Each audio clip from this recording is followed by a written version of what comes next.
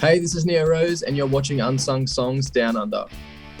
Hi and welcome to Unsung Songs Down Under. In this podcast, and we are talking about music, the process, about songwriting, and today we have a fantastic guest with us. His name is Neo Rose, and he's an amazing singer-songwriter and a fucking great guitar shredder. Here is Neo. Welcome, Neo.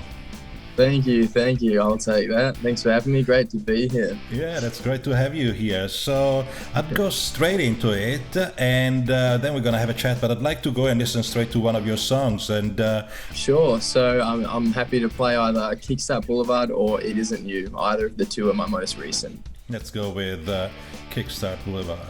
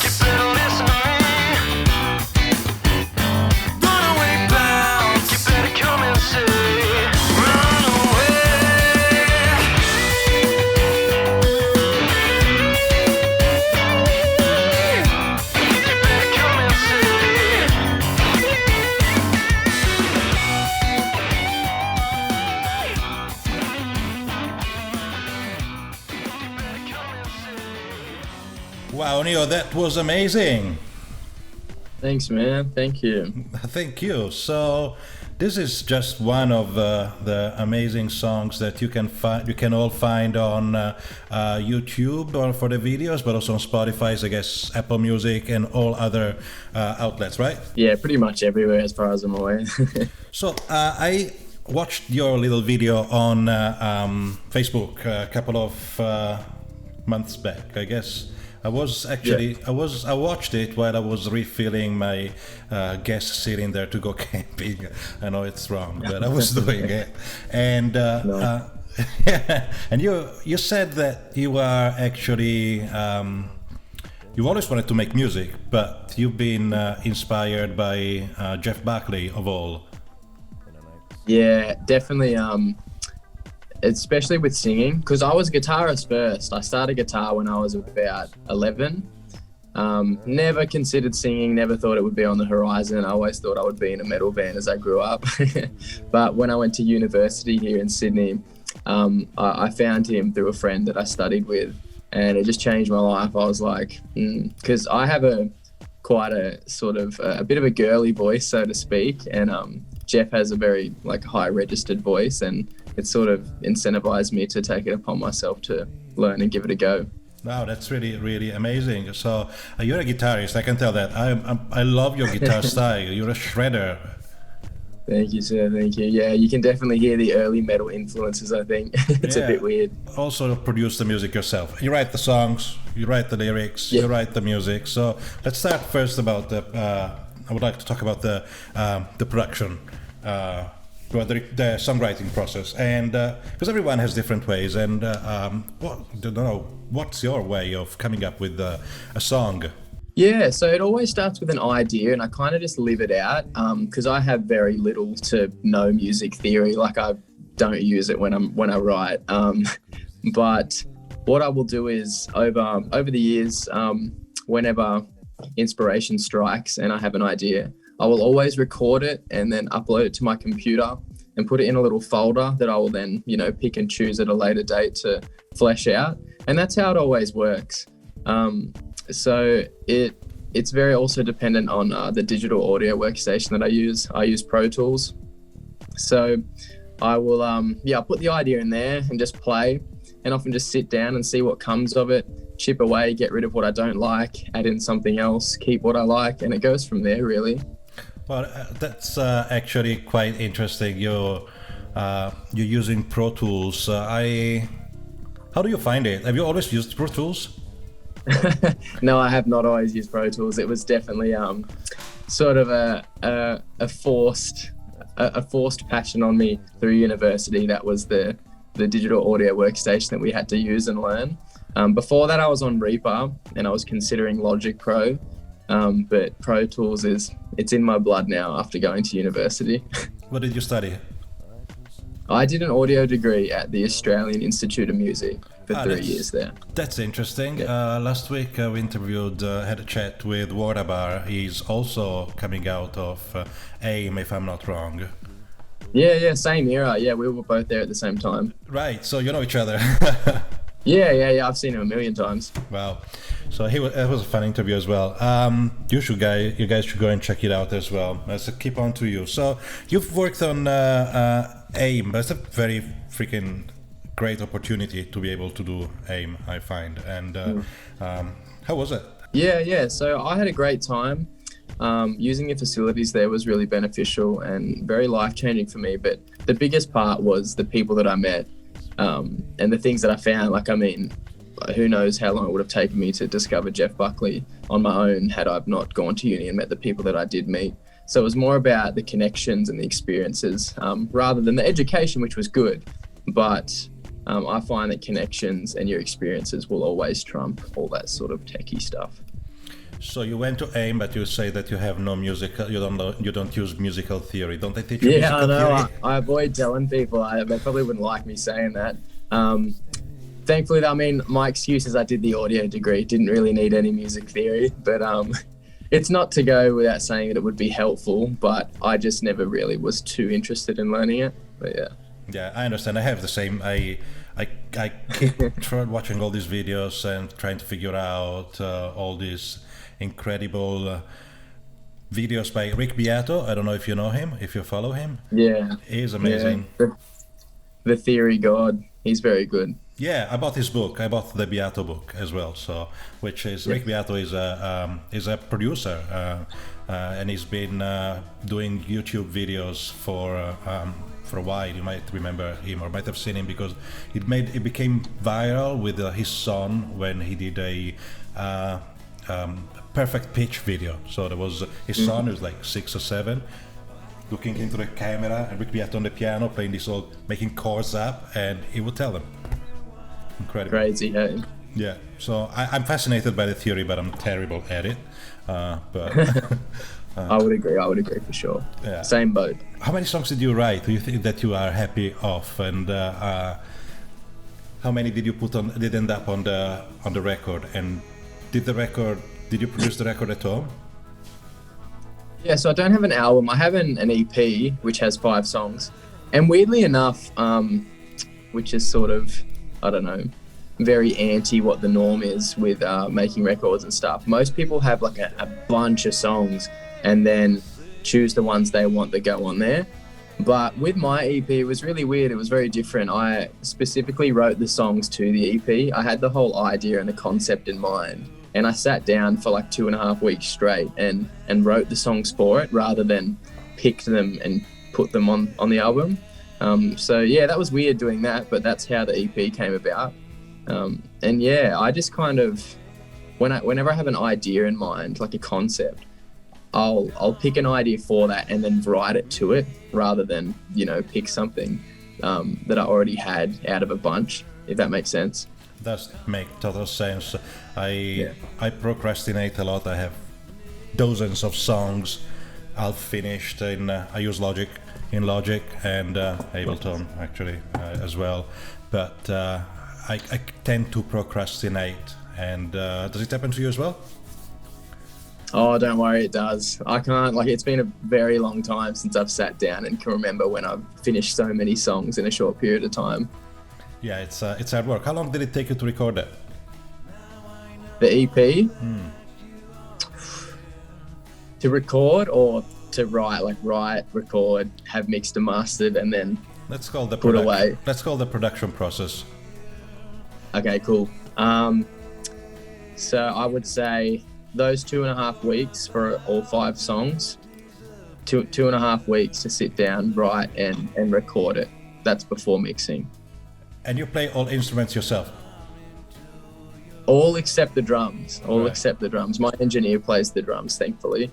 So you had someone helping you out while recording that?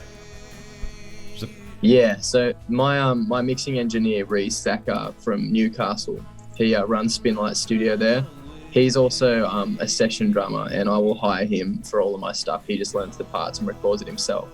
But I will do everything else on my end with a good friend of mine that I also went to university with. Let's listen to Take Me Away by Neo Rose.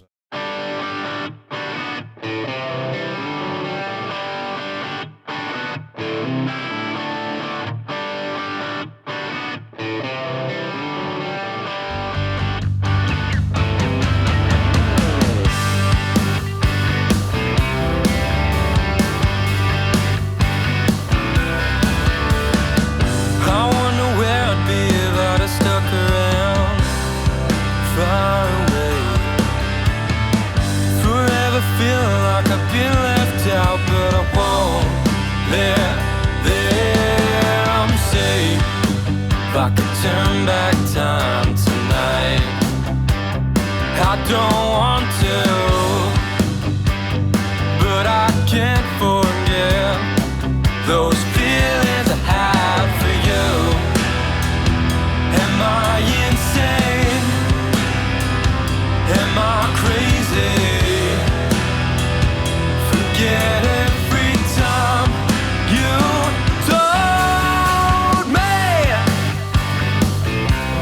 take me away,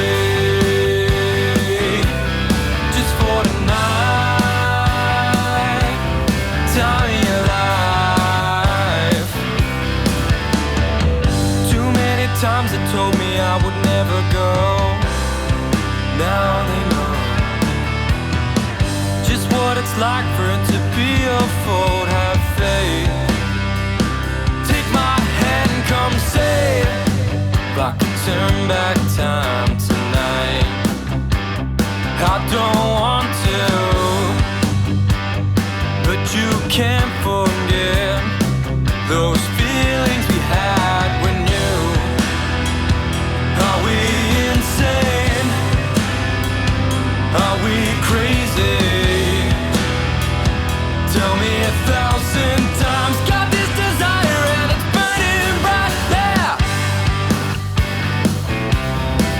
take me away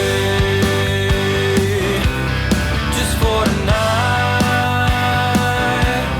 Tell me your life.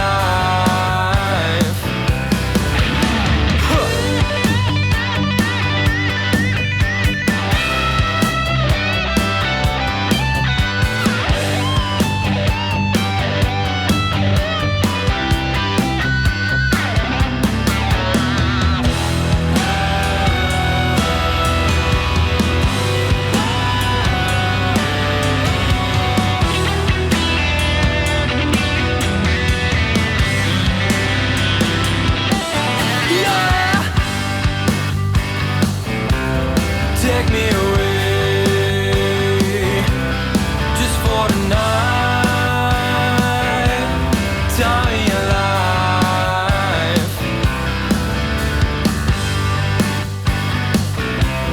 Take me away just for tonight. Tell me your life, yeah. Oh yeah, babe.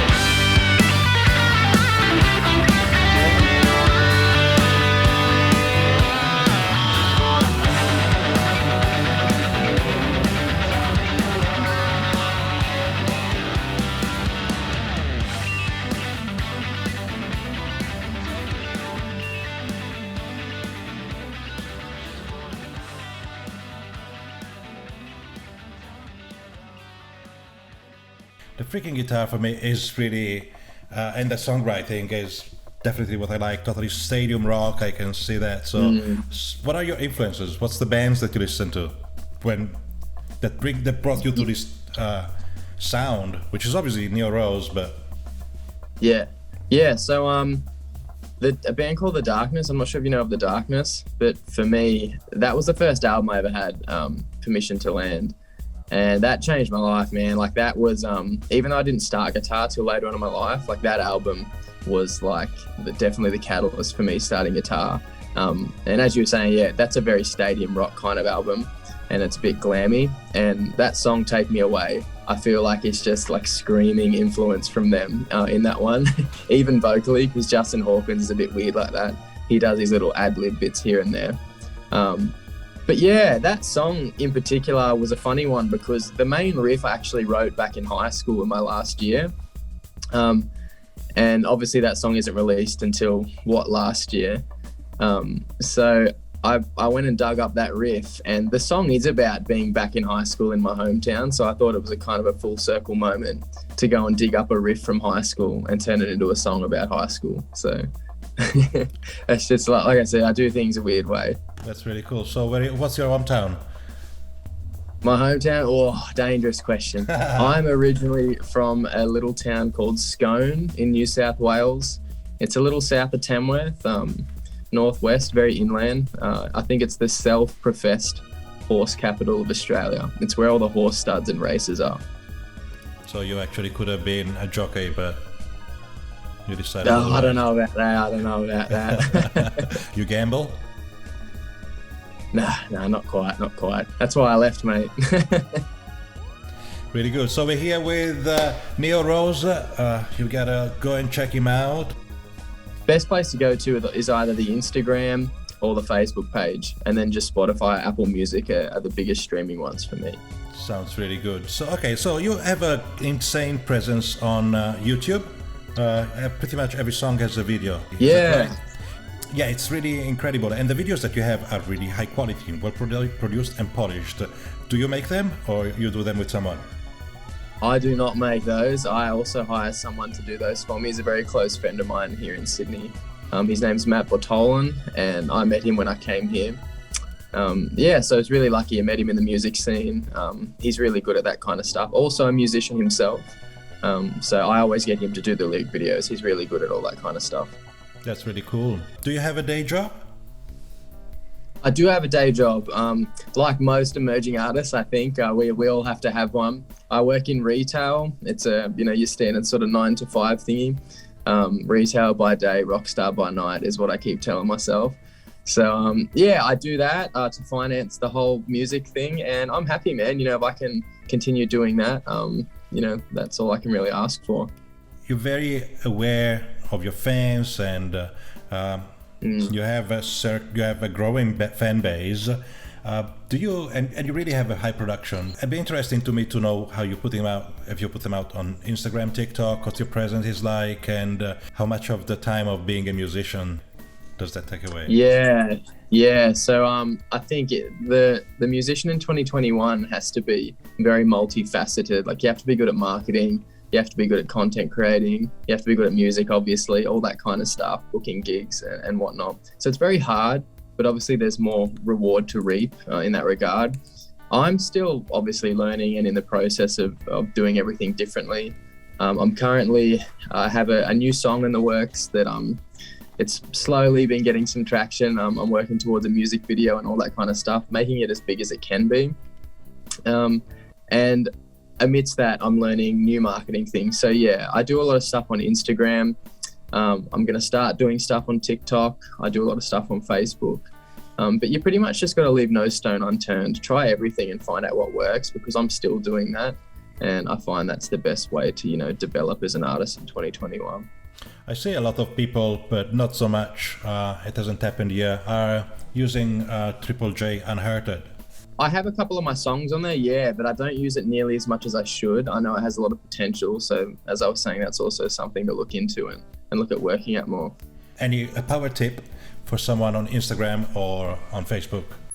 Yeah, so contrary to what I think is the normal advice, I'd say quality over quantity, I'd like to think, I don't have heaps of stuff out, but the stuff I do have out, I'd like to think is really high quality.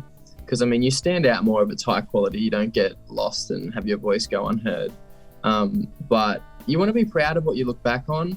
And while you're always going to be embarrassed of, your early days, try start ahead, like be proud of what you're doing, be really critical and make sure that it's the best it can be. You don't have to be the best, but just make sure what you're doing is the best that it can be, if that makes sense. One power tip that I can get is if you put out stuff that you're not very proud of, you can always put it as unlisted or private and keep it for yourself for reference, but then actually maybe take it out. That's something I agree on. All right, so I was wondering if you feel like playing as a song. I can play you a sort of a stripped back version of one of my other songs called Lovers Come Around Again. It was out late last year after the EP. I can give that a go. Are you a gamer? I used to be a bit of a gamer. I've got, I think, 300 hours plus on Skyrim, but it's been a while. So that's your kind of game? That's your favorite game of all time? Oh, not Skyrim. The predecessor, the Oblivion, was definitely my favorite game. And I can attribute games a lot to my influence on music and all that kind of stuff, because games that I played when I was much younger, I really adored the soundtracks, and I feel like it influenced a lot of the way I write these days. Cool. So I think it's worth mentioning that a lot of my newer stuff that I have on the horizon is quite different to all my older stuff. All my older stuff isn't very indicative of the direction I'm going, I think, as I sort of evolve as an artist and come into my own a little bit. So don't be too surprised when you hear the new stuff. So I just thought I'd let you know of that little disclaimer. Anyway, I'm going to play a very stripped back version of one of my older songs called Lovers Come Around Again. And I've removed a whole bunch of breaks and shortened it a bit just so it's not super repetitive. But cool, here we go.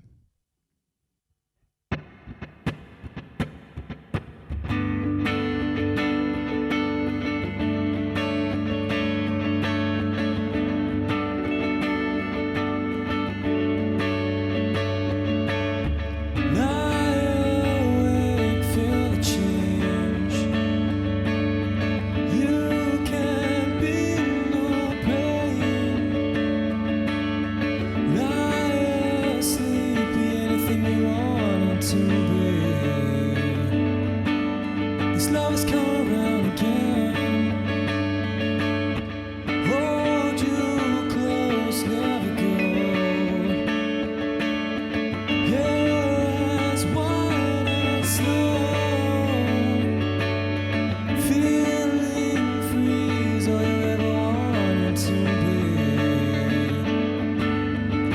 has come around again.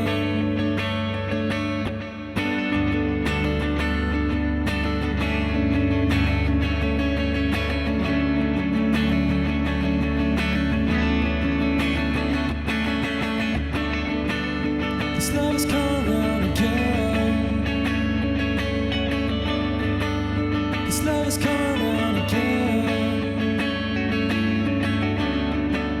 This love has come around again. This love has come around again. Awesome. Cool. Hope you liked it. That was really good. Thanks, Neo. Thanks, man. No worries. Hopefully it came through all right. Do you gig? I do gig. Haven't for a good while due to anti-COVID, but I did a lot in 2019. I'm currently rehearsing with the group. Well, not currently since we're in lockdown, but a few weeks ago I was rehearsing a lot with the live band that I play with, and we had some that we were planning to do, but yeah, not currently due to our friend coronavirus. Was that your dog? It was my big 50-kilo Rottweiler in the background being very rude. Shit, eh? Does he come into the songs as well? He is. He's I should mention he's a collaborative songwriter of mine. He's always here in the studio. Sweet. If he likes the songs, then it's all good. Maybe the last thing that I would like to ask you is, if you do, now that it's COVID, so of course you're working, you have your day job and you're working on the production, do you do any remote collaborations, or it's something you're just very interested on in your own thing, and or do you do so I'm very sort of tunnel vision to doing my own stuff. I'm very critical and melancholy, and I'm very focused in my work. But I do jam and hang out with a lot of other musicians here and there, especially from AIM still. I'll do a little collaborative Instagram video here or there, just because it's nice, you know. I feel like music, it can't just be an individual thing. Even though I'm a singer-songwriter, solo artist, you have to get out there and play with other people, because that's what it's about. You can't do everything yourself. That sounds really good. I might ask you, maybe with success or without, to shred something on one of my songs in the future. For sure, man. I'd be happy to. I'm a sucker for some shredding. Although it's not really what I do anymore. I'd like to sort of move away from the sort of shredder stereotype and be known as like Nero's the artist, because I definitely, there's a lot of people out there that pin me just as the guitarist shredder. And while I'll take the compliment, I definitely I'm looking to move towards just the full unit. Yeah, maybe I'll ask you instead to play some nice touch of guitar and sing something along with me. Not a problem, man. Happy to do either. This is and was Neo Rose, incredible, and you can find him on YouTube, you can find him on Instagram, you can find him everywhere. You heard him before, and you're gonna find all the links down here, and you're gonna find them in the description of the podcast. Neo, you want to say something to everyone before we go? Oh, I'd like to say a big thank you to you, Erik, for having me on. And don't lose hope, everyone that's currently enduring this kind of shit show that we're in. We'll come out the other end, and it'll be worth it. This was Unsung Songs Down Under. Not Sydney, Down Under. Make it bigger.